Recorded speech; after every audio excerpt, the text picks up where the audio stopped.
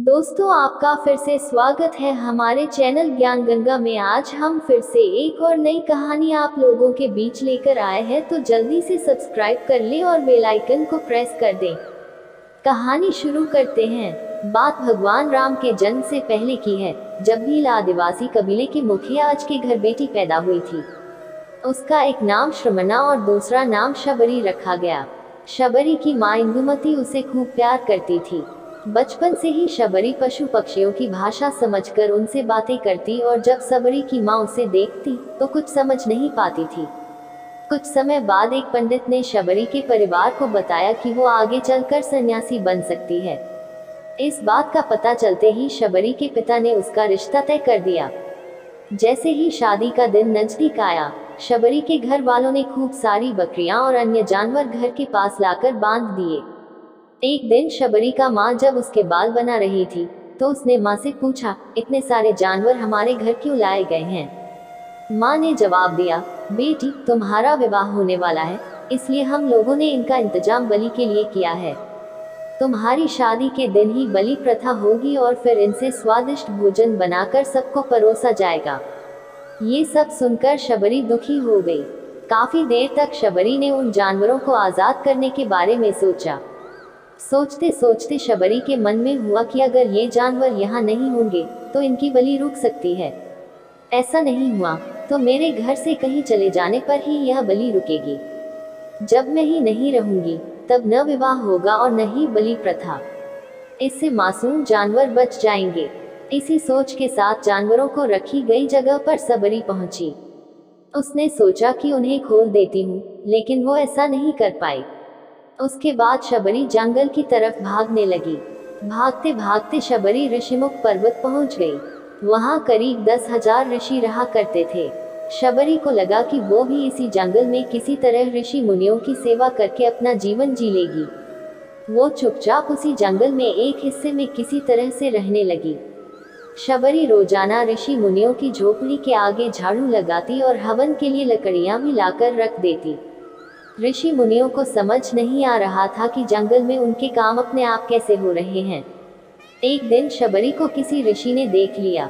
उसे देखते ही उसका परिचय पूछा। जैसे ही शबरी ने बताया कि वो भील आदिवासी परिवार से संबंध रखती है, तो उसे ऋषियों ने खूब डांट लगाई। शबरी को इस बात का बिल्कुल भी पता नहीं था कि उसकी जाति छोटी है और उसे ऋषियों द्वारा जाति की वजह अपमान सहन करना पड़ेगा।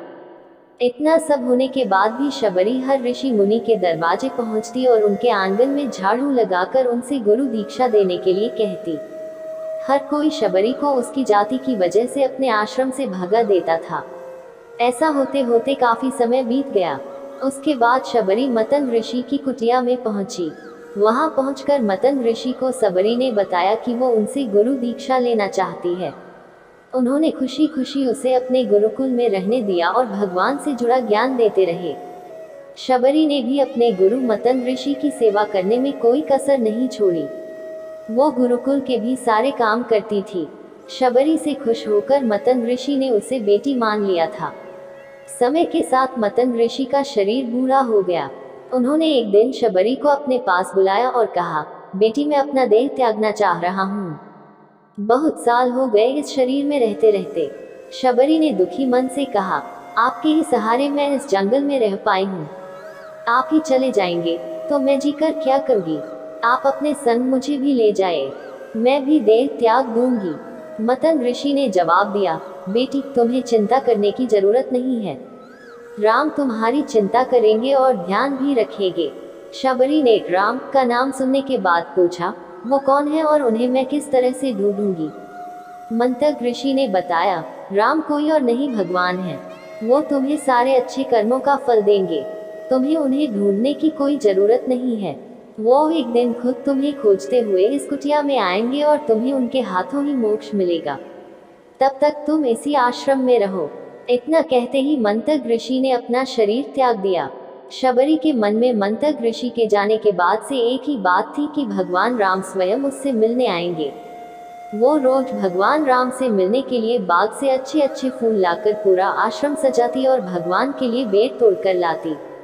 भगवान के लिए बेर चुनते हुए शबरी उन्हें चख लेती थी, ताकि भगवान वो सिर्फ मीठे बेर ही दे।